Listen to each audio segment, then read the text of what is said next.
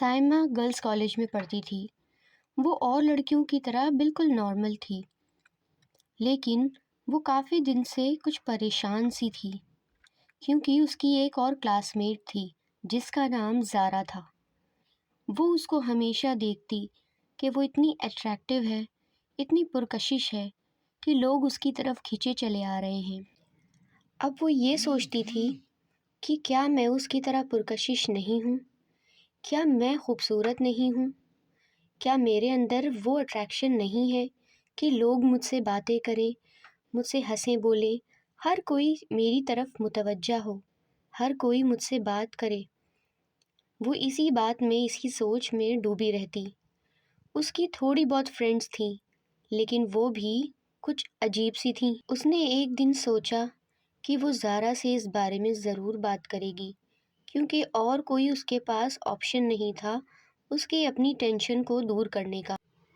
دوسرے دن جب وہ اپنے کالج گئی تو اس نے زارا سے بات کی اور زارا سے پوچھا کہ میں تم سے کچھ پوچھنا چاہتی ہوں، میں تم سے بیٹھ کر کچھ بات کرنا چاہتی ہوں، کچھ ڈاؤٹس ہیں میرے مائنڈ میں، وہ کلیئر کرنا چاہتی ہوں، کیا تم مجھ سے بیٹھ کر بات کر سکتی ہو؟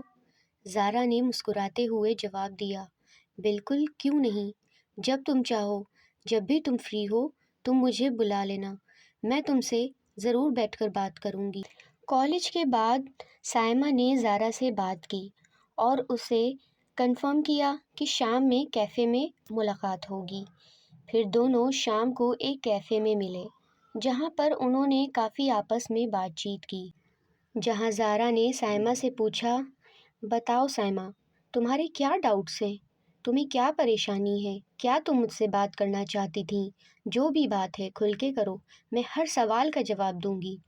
تو سائمہ نے اپنی پریشانی اس کے سامنے رکھی کہ تم کتنی اچھی ہو، تمہاری بات چیت کا انداز کتنا اچھا ہے، تم سے لوگ ملنا، بات کرنا پسند کرتے ہیں، فرینڈشپ کرنا پسند کرتے ہیں، تمہاری باتوں کو لوگ غور سے سنتے ہیں، تم اتنی اٹریکٹیو ہو، تمہارے چہرے پر ایک الگ ہی نور نظر آتا ہے۔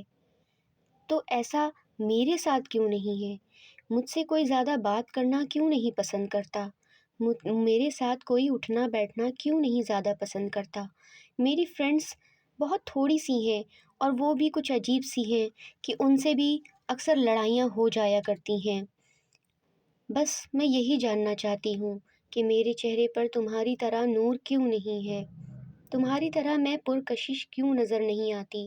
زارا نے سائمہ سے مسکرا کر کہا کہ سائمہ، اللہ نے سب کو الگ الگ بنایا ہے اور اللہ نے ہر ایک کے اندر اپنی الگ ہی خوبیاں رکھی ہیں۔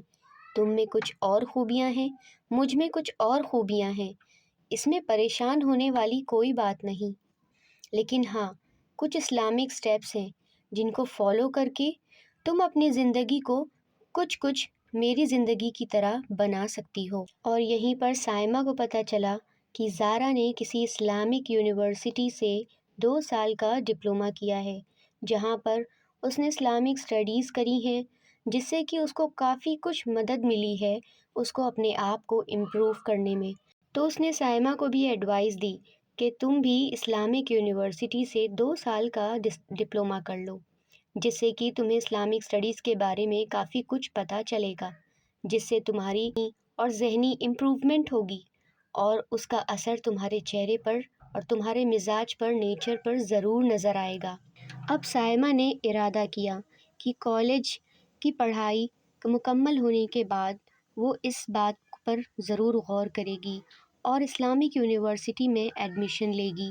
زارا نے سائمہ سے کہا کہ سائمہ، لوگوں کا اٹریکشن ان کی طرف زیادہ ہوتا ہے جن کے اخلاق اچھے ہوتے ہیں، جو لوگوں کی باتیں بھی غور سے سنتے ہیں، انہیں اہمیت دیتے ہیں۔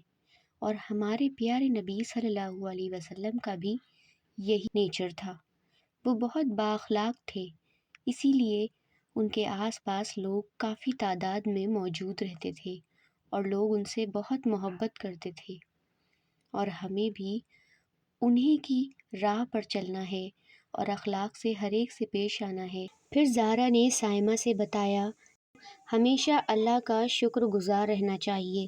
انسان پر چاہے جتنی ہی پریشانیاں آ جائیں، اسے کبھی بھی اللہ کی ناشکری نہیں کرنی چاہیے۔ اللہ کے شکر گزار رہنے سے اللہ بہت خوش ہوتا ہے اور بندے کی آزمائش کو ختم کر کے اس پر آسانیاں کرتا ہے، اس کے لیے خوشیاں لاتا ہے۔ اسی لیے ہمیں اللہ پر بھروسہ اور اللہ کا شکر ادا کرتے رہنا چاہیے۔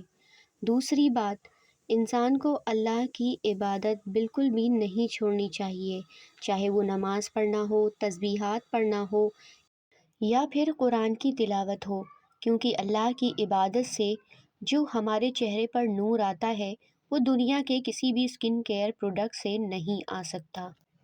اس کے بعد ہمیں جس چیز کا سب سے زیادہ خیال رکھنا ہے وہ ہے گناہ سے بچنا۔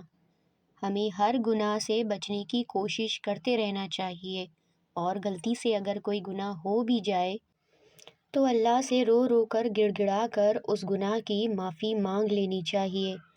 سب سے اہم بات یہ کہ اللہ نے عورت کو پردہ کرنے کا حکم دیا ہے، اور جب ہم اللہ کی یہ بات مان کر پردہ کرتے ہیں اور غیر محرم یعنی غیر مردوں کی نظروں سے بچتے ہیں، اپنی حفاظت کرتے ہیں، تو قدرتی طور پر اللہ ہمارے چہرے پر نور عطا کرتا ہے۔